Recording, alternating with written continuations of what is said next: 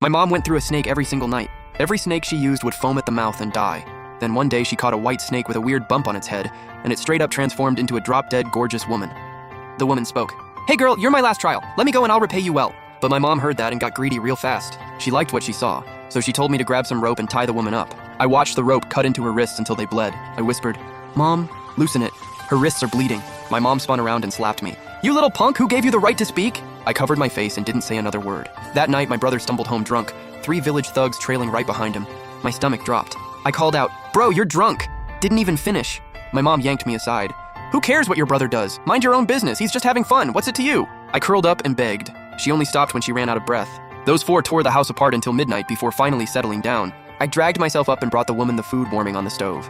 I pushed open the door, hit by a wave of blood and stench. She was covered in bruises. I wiped her face with a torn rag and brought the spoon to her lips. She turned her head away. Then she stared at me and said, "You humans are so ugly. My kind holds grudges. I came to do one thing and leave. Didn't expect to stack up a bigger debt. You brought me this meal, so I'm warning you. Starting tomorrow, don't eat a single bite of any meat in this village." My gut sank. I grabbed the bowl and backed out of the room. Next day, the woman was dead. Body stiff as a block of ice. Dead of summer, but ice cold. I swear the corner of her mouth looked like it was smiling. My mom spat on her and cussed her out. Bad omen. Wasted 2 whole meals. Then told me to dump her far away. I carried her on my back to the unmarked graves behind the mountain and buried her before running home. The second I walked into the yard, my mom was already waiting with a stick. She started swinging without a word. I didn't dare dodge. Waited till she was tired, then crawled back inside. I packed lime powder into the wounds. Barely stopped the bleeding. The pain kept me up all night. Early next morning, screaming jolted me awake. I ran out. The base of the wall was packed with fat, thick maggots. My brother's eyes lit up. "Oh man, haven't had these since Dad passed." He told my mom to round up the whole village to catch them. These worms were weird. Didn't bite, didn't move, like they were delivered on purpose. Gone within minutes. They set up a huge pot in the yard, washing, prepping, boiling, cooked up a massive pot of meat. The smell drifted all through the village. Everyone was chowing down, grease all over their mouths. I was drooling, but the woman's warning echoed in my head. I gritted my teeth and didn't touch a bite. Only one other person didn't eat. Third grandma. She sat on the stone step out front, smoking her pipe, brow all furrowed. I walked over. "Third grandma, how come you're not eating?" She was the village's spiritual medium, used to have followers back in the day. But then a guy called Lame Ma from the next village called her a fraud and people stopped listening to her. Third grandma sighed. "These days, you're the only one who'll hear me out. Trust me, don't touch that meat. Something's off about that snake. Something's off about the meat." The way she said it, I felt like she knew something. I started thinking, maybe the whole village had been wrong about her all along. Next day, the whole village was walking around with massive bloated bellies, skin bulging like something was trying to claw its way out. The chief went pale and rushed off in his ox cart to fetch Lame Ma. Lame Ma showed up shaking his head. "Your village picked up something evil. Big trouble.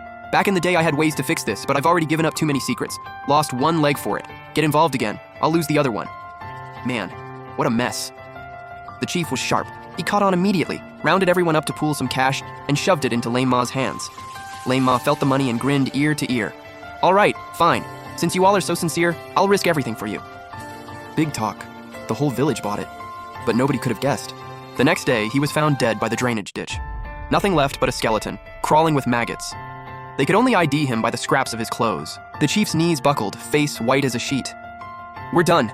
If even Lame Ma couldn't handle it, aren't we just waiting to die?" That's when my mom spotted me hiding in the corner. She grabbed me by the ear. "Why are you fine? Your belly's totally flat. What do you know? Go save your brother, or I'll beat you to death." She beat me until blood poured from my nose and mouth. The whole village just stood there watching. I was about to black out when Third grandma knocked her pipe hard against the ox's backside 3 times. That snapped things to a halt and got me out of there. Jinbao's life is under my protection. Leave the kid alone. Whatever's on you all, I can fix it. Everyone suddenly remembered this frail old lady who could barely walk used to be one of the most respected spiritual mediums around. The chief figured it was worth a shot. Let Third grandma try, and if it didn't work, they'd deal with me. Third grandma gave me a long look and told me to go get her incense burner from her house. I ran right over and brought it back from her altar. Then she said, "Jinbao, mix this incense ash with water and have everyone drink a sip. The ash has been blessed. It'll hold back whatever's inside them for now." People were skeptical, but they drank it. Sure enough, the bloating went down almost instantly. Their whole attitude flipped. Everyone started fawning over Third grandma. But Third grandma frowned and waved them off. "Don't celebrate yet. This isn't over." That night, once the whole village was asleep, I snuck over to Third grandma's place. The moment she saw me, her face dropped. She grabbed me and pulled me inside. "What are you doing here? The village isn't safe right now. Are you trying to get yourself killed coming out in the middle of the night?"